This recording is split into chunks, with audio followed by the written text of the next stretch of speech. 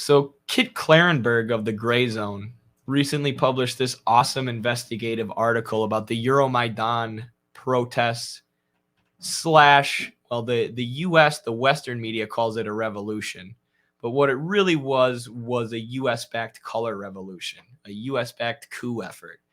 And this began earlier than 2014, but really culminated in 2014, culminated with the overthrow of Viktor Yanukovych, the democratically elected president of Ukraine, and his replacement with a government highly subservient to the U.S., made up of a coalition of far right, even right wing extremist elements who were leading the Euromaidan protests, which, of course, were really a violent coup, a violent takeover. And one of the most contentious and hotly debated and mysterious events from Euromaidan happened in February of 2014, where snipers opened fire on people in the streets, as well as police officers, killing 70. The snipers, along with just general violence and chaos that was going on the streets, ultimately led to 70 people being killed.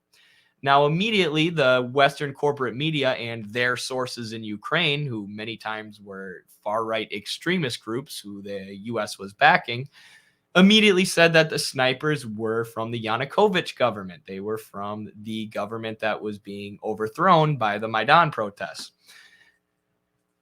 Now, since that time, there's been a lot of evidence to conflict this claim, and a lot of evidence and claims that the snipers actually came from the right-wing coalition, the Maidan coalition, the coalition looking to overthrow the government, who were being led up by, like we said, a lot of right-wing extremist groups, groups who see themselves as followers of Stepan Bandera, who was a Nazi sympathizer, not just a sympathizer, but someone who collaborated with the Nazis in World War II, while advocating for this ideology of Ukrainian nationalism.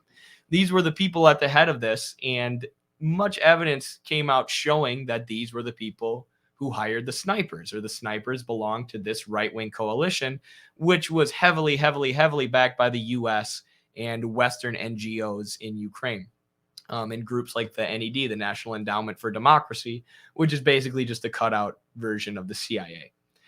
And now, as Kit Clarenberg reported, there is suppression of the papers and the academic studies and the research that went into finding who these snipers were, finding out where these snipers came from. So here we'll pull up a report from Human Rights Watch. So Human Rights Watch says, what were the truth behind Ukraine's Maidan attacks? And this article goes on to say that it's been hotly debated. People don't know that if the snipers came from the Yanukovych government or if they came from the Maidan coalition. It's never been revealed. So also, it's interesting how everywhere that the U.S. does a coup, everywhere the U.S. does a regime change effort, like Syria, Libya, Ukraine, it's always a coalition of groups, right? Because the U.S. just takes any group who will serve their interests, even if that's literal Nazis, literal ethno-nationalists, and they'll support them and they'll try and merge them together with other groups. So in Libya, it was the coalition of rebels. In Syria, it was the Syrian rebel coalition, or I can't think of exactly what it was called, but they called it a coalition.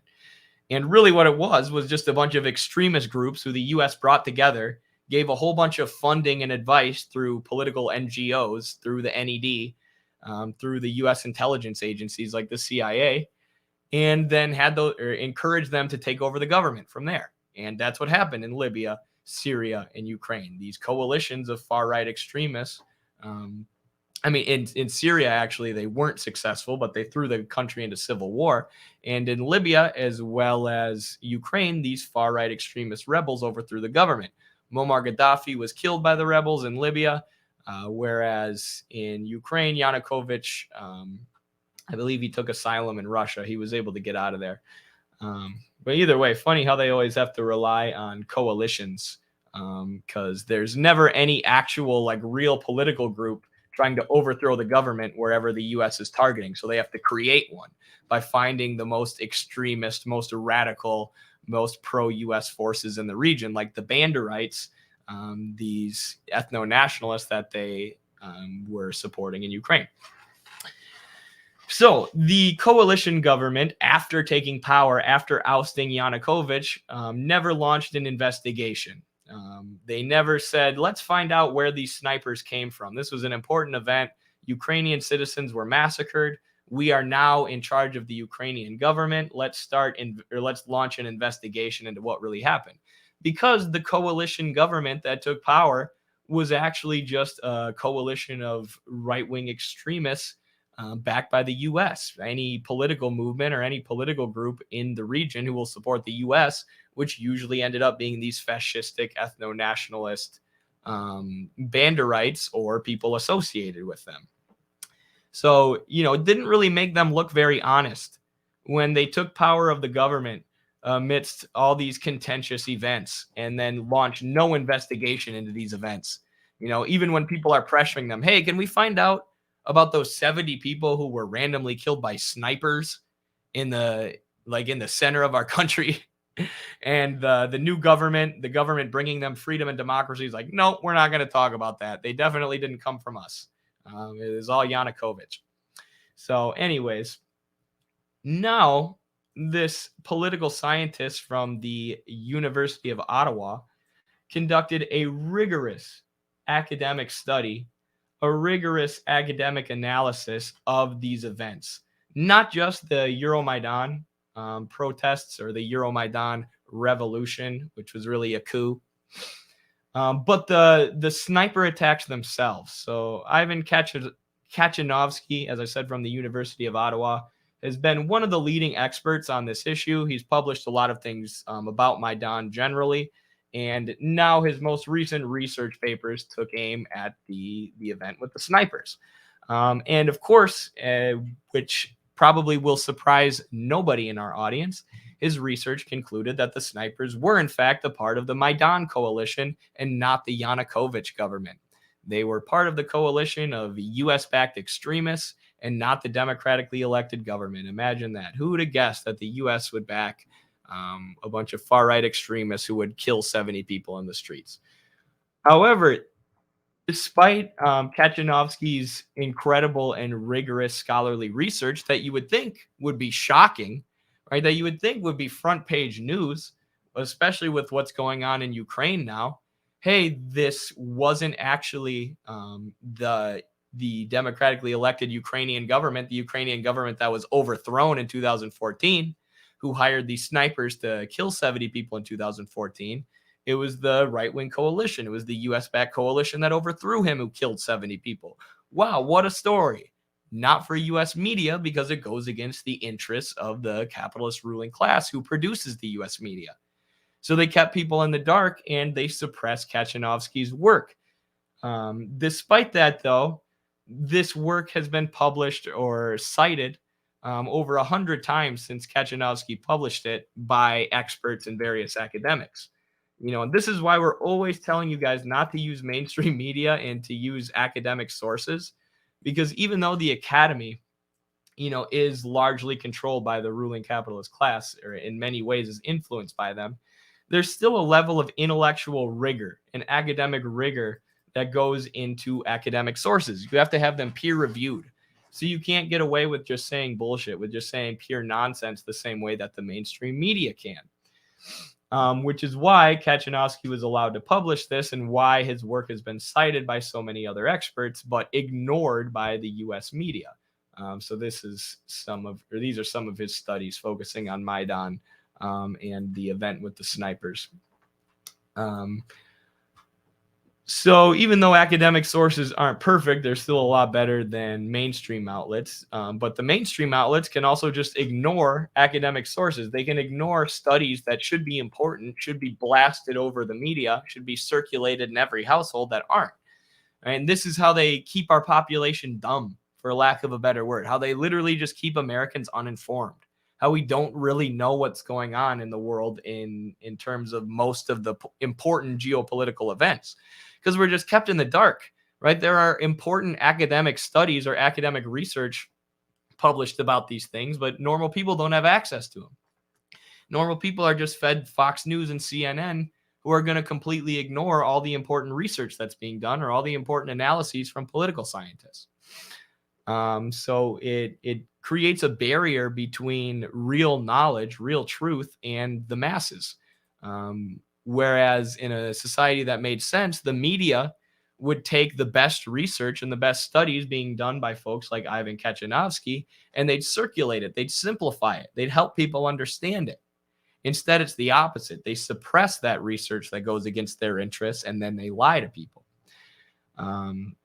So again, that's why we use scholarly work. Or that's why we encourage people to use scholarly sources, even though there's a lot of pseudo-intellectual scholars like Jordan Peterson and Ben Shapiro in the U.S. And that's why it makes me so mad to watch their videos, because their lectures and stuff are just not up to intellectual standards, not up to scholarly standards. They would never pass a peer review process, a good peer review process. But either way, Kachanovsky is not a bourgeois intellectual. He is an actual rigorous intellectual. And he submitted a new investigation in 2002. So the ones I pulled up previously, this one was from 2021, and this one was from 2015. But he wanted to publish a new one in 2022, like we said, specifically focused on the snipers and summarizing all the new evidence that has come out since his last papers. Now, this underwent a rigorous peer review process where various different experts in various different fields looked at Kachanovsky's paper, critiqued it, tried to find fault in it anywhere they could so that he could fix it, and ultimately was approved to be published after being rigorously reviewed by Kachanovsky's peers. And this is what we mean when we talk about the intellectual rigor that should go into scholarly sources, right? You have someone who's really, really smart, who studies an idea or something for a really long time, and then they write down the findings of their studies, and then those findings are reviewed by their peers, a diverse array of their peers, and revised in order to make them better and make sure that nothing gets out that's false, or nothing gets out that's just a total untruth. This is the scholarly peer review process. This is why scholarly sources are better for the most part. And yeah. However, even though Kachanovsky's work was praised by the peer reviewers and it passed through the peer review process, it was not published. They rejected publishing it, which Kachanovsky has said is surely a political move. Right? There's no reason why the peer reviewers would say this should be approved to be published in a journal and praise it for how revealing and how important of a piece of work it is, but then they reject it for publishing, right? They literally approved it and then said, they approved it and then rejected it. They said, this is worthy of being published, but we're not going to publish it. And they gave a whole bunch of weird reasons. 4 total papers in all accepted Kachanovsky's work, said it was up to their scholarly standards, but refused to publish it. And I'm trying to find the place where they said that, gave their reasons why. One of their reasons why was because Kachanovsky characterized the war in the Donbass that kicked off after the Euromaidan coup as a civil war, as a war within Ukraine. So really just nonsensical reasons were given by these 4 peer-reviewed journals for not publishing this work that they said was good enough to be published. And this is why the Journal of American Socialist Studies is so important, right? Because I've talked about how important the peer review process is, how important scholarly intellectual rigor is, right? And it is important. The peer review process is the best way to go about presenting scholarly information and making sure that scholarly sources don't have a bunch of errors. But journals can just choose not to publish the most important stuff, right? Not only can the media choose to not circulate good research, good academic studies that people should hear, but journals can do that as well. A lot of these journals get their funding, get their research grants from capitalists. A lot of institutions, a lot of colleges, as Jane Meyer details extensively in her book Dark Money, are literally getting Koch brothers money in exchange for, not publishing certain kinds of things. So even though the research can be good, even though it can be peer reviewed, even though it can go through this rigorous intellectual process, the relations of production can still make themselves felt because the capitalist ruling class controls the production of information and they control the journals. They can just not publish this great research that was done. So scholarly sources are better, but the academy, the people who produce these scholarly sources in capitalist countries are still heavily influenced by the capitalist class. And this article is a perfect example of that. Scholarly rigor does not prevent any and all academic infiltration, or what Kit Clarenberg calls here conspiracies of silence, right? It stops the academics from publishing so much straight nonsense, right? They can't publish something that's just blatantly false and unprovable if there's any kind of good peer review process. But they can just ignore and not publish extremely important research that does pass that does get through the peer review process that goes against the interests of the ruling class. So scholarly rigor is good, but it doesn't solve all problems within a capitalist education system. So Kachanovsky said in an interview with the Gray Zone, they reached out to him and asked him for comment. He said, many scholars are afraid to conduct evidence-based research that runs contrary to the established Western narratives on Maidan, the Russia-Ukraine war, and other issues related to the conflicts in Ukraine and Kiev following the 2014 coup. So he's basically saying what I just said. There's tons of good research to be done. There's tons of important things to investigate. There's tons of things that political scientists should be focusing their time and energy and resources on that they're not, because they don't think it's going to get published. They don't think it's going to get put in a journal anywhere. So they're not going to make money off of it. It's not going to be a thing on their resume, and they're going to waste all this time doing this research just for nobody to see it, because there's going to be a conspiracy of silence when they publish it. And this is why the Journal of American Socialist Studies, why having an academic peer-reviewed journal, which you can find right now on midwesternmarks.com, is so important, right? Because if I publish my scholarly analysis of the historical development of American healthcare and came to a Marxist conclusion that we need a socialist healthcare system, it would be very hard for me to find a journal to publish that. Very hard, especially in the field of healthcare administration, which is the field I'm in right now. But I can publish that for the Journal of American Socialist Studies, and I can still undergo the same rigorous peer review process where I have Carlos and a handful of other academics take an outside look at my essay and, tell me where I should make adjustments. So it allows the Journal of American Social Studies, and our goal with doing it is allowing for that kind of scholarly rigor, that kind of scholarly research put towards explicitly socialist ends that can be circulated and used to educate people, right? That won't be suppressed like the mainstream journals, but will actually be, will purposefully circulate that kind of information and get that kind of information to people. So yeah, check out the Journal of American Socialist Studies, and that's why I'm so proud of that. Journal, and that's something that Carlos really had to sell me on, right? I wasn't sure at first that the Journal of American Socialist Studies was worth our time, effort, energy, money, but it really is, because it brings together all these great socialist minds, many of whom are like me and Carlos, trapped in the bourgeois capitalist academy, where all the journals are influenced and controlled by capitalists. It gives us an outlet. It gives us an outlet to publish our work. And, I don't really care about this, but for a lot of people, it's nice to have that as a resume, right? Like my job in the future and my job, as long as I'm associated with a college, will probably be related to wrestling. But there's a lot of people who are trying to make it, trying to survive being a professor, who are socialists and who want to do research like this. They're trying to survive and be a professor within the capitalist education system. So allowing them to publish in the Journal of American Socialist Studies lets them put it on their resume, right? Lets them make a little bit of income off of their writing. So yeah, shout out to Jess and Jess too. I will answer that super chat in a second when I finish this segment, comrade. Thank you so much for the super chat, though. So 4 total papers, like I said, accepted Kaczynowski's work but wouldn't publish it. Another journal did the same thing with his previous investigation of the far right's role in the war in the Donbass.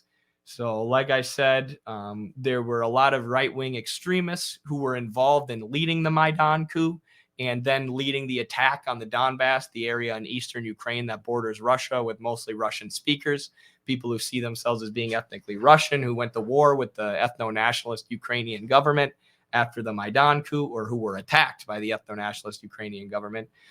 So, many people say, though, like, for example, now people say, well, Zelensky's Jewish, right? So if Zelensky, the leader, is Jewish, how can you say that there are ethno-nationalists, that there are Nazis running the government or leading up the government? And it's not just like the president, right? It's not just the most visible heads of state, right? Zelensky makes a good puppet for the U.S. and Ukraine precisely because he is Jewish, because they can say, no, we're not funding and arming Nazis. Look, there's a Jewish leader there.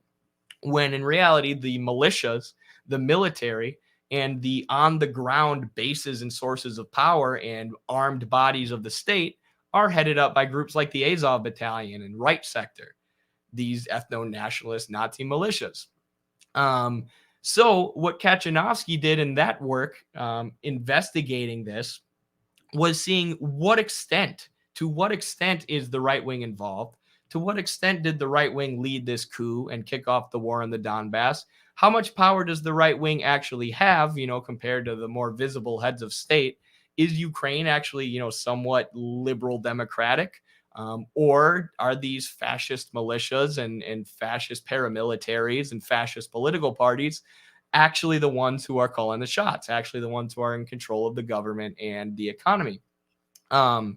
And of course, his paper comes to the conclusion that the far right played a very big role in the Maidan coup and in the war on the Donbass. So one paper in that case rejected his work, a journal refused to publish his work, even though it made it through the peer review process, even though his peers said this is a very important work and it is up to scholarly standards.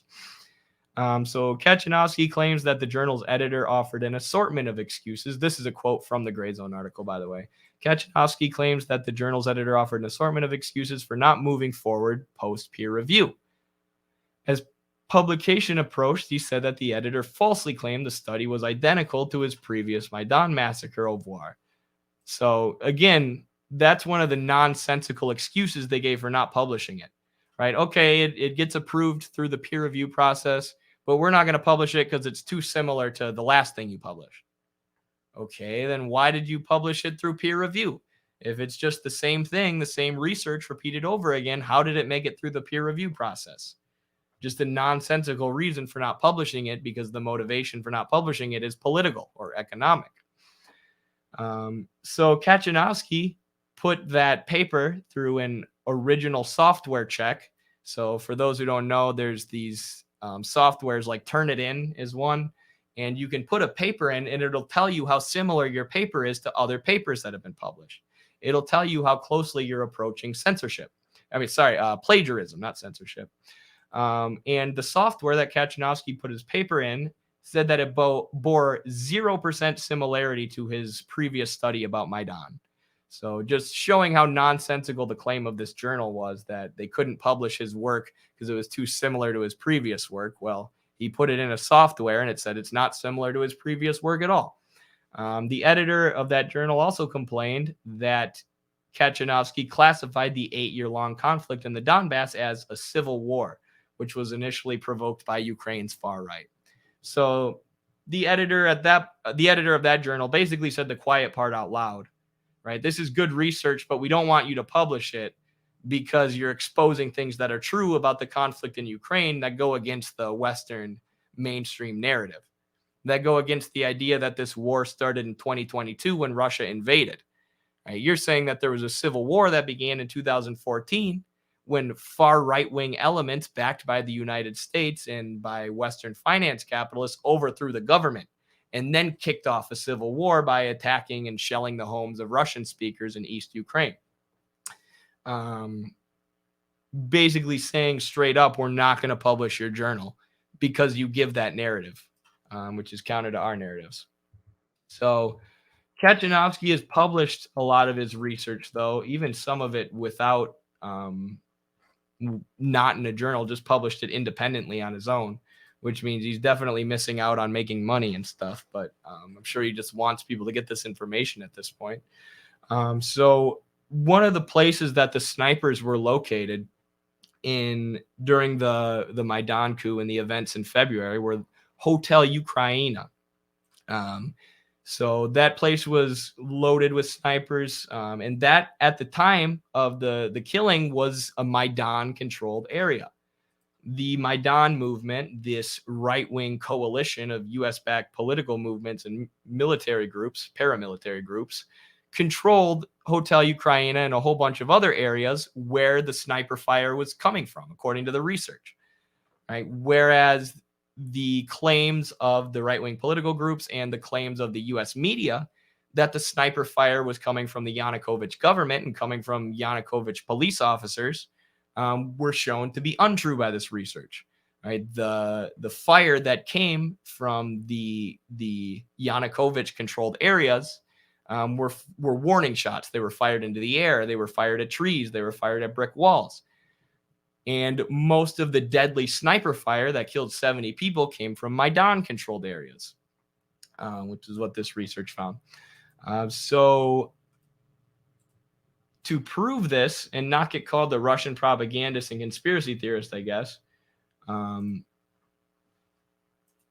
Kachanovsky published a bunch of videos that he had on his YouTube channel, which it would still be nice to have the study published in a journal so we could read it, concisely. And I'm sure Kachanovsky and the other researchers involved spent hours and hours and hours digging through this video footage, as well as any other information they had about the events in order to piece together what actually happened and decipher what actually happened. That's what research is.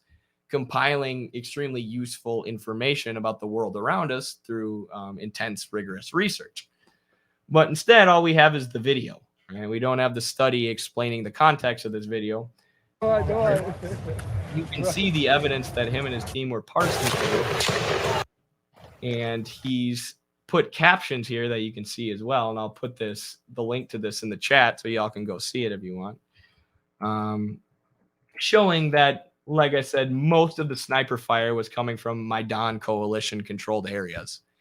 And, I don't know how they ever tricked anybody into thinking it was the Yanukovych government or the Yanukovych police firing the shots. Like, a large number of the people killed were literally Yanukovych police. I think they just said that the Maidan protesters were acting in self-defense once the police started firing on them. But, why would the police start shooting each other or shooting themselves? It makes no sense. But there's a piece of evidence that came from Kachanovsky's work that you can go check out, even though his work is being suppressed by the academy and by the media.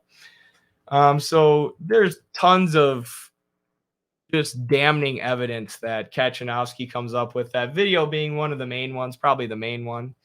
But then there's others listed in this article by Kit Klarenberg, like 4 self-admitted members of the Maidan sniper groups have been implicated and connected to specific Maidan leaders. So they've identified 4 specific snipers who admitted to being part of the Maidan movement and who admitted to taking part in this event, being there when it happened. The Maidan movement, backed by the U.S. imperialists, has really been caught red-handed, which is why they're suppressing this information, right? Because the media suppressed his study in 2015, his study in 2021, before the Russian invasion, when those studies became increasingly relevant and increasingly blew up U.S. narratives. Because remember, U.S. corporate media was admitting in 2015 that Ukraine was corrupt and that Ukraine had a Nazi problem. They were admitting that till at least 2018, right? And then once the U.S. started waging this or pushing for this imperialist project, this proxy war project with Russia, Then the media said, no, no, no, the Azov battalion's reformed. They're actually good guys. There's no corruption or extremists in Ukraine. They're all good. So that's when Kachanovsky's studies start getting suppressed. They let him publish the one in 2015 and 2018 as long as the media didn't circulate it, as long as the media didn't really talk about it. But then when he tries to publish one in 2022 that similarly goes against US and NATO narratives about the proxy war in Russia, they won't even let that make it out of the academy. They won't even let that make it into an academic journal that no regular person's going to read, because the mainstream media suppression of his last work, the 2015 and the 2021 study, or 2019 or whatever it was, like Kit Clarenberg points out, was cited by 100 different experts and academics. So even though the regular populace didn't find it and the media suppressed it, the academics and the experts got to it, and they were studying it and researching it. So they don't want any more of that actual real research to get out. And this shows that not only does capitalism act as a fetter on production, as in like industry, like capitalism prevents the development of agriculture and the production of foodstuffs and necessary goods that people need to survive. Yes, it prevents the development and the advancement of that, but it also is a fetter on intellectual production.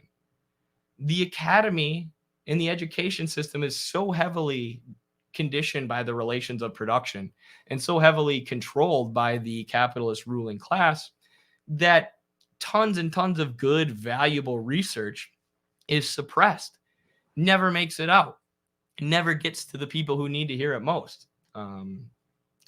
That's why China is kicking our ass in every metric when it comes to education and research and technological advancements, because they don't have capitalism acting as a fetter. They don't have the capitalist ruling class looking down at the academy and being like, no, you're not allowed to publish that. You're not allowed to publish that. Yeah, you could publish that 2 years ago and we would just ignore you, but now you can't publish it at all. Nope. Yep, that's good research. That can pass peer review process, but can't publish it. Can't publish it. It goes against what I want. Me, the banker, me, the capitalist. Can't publish it. I don't like it. It's good research, but I don't like it. Get rid of it.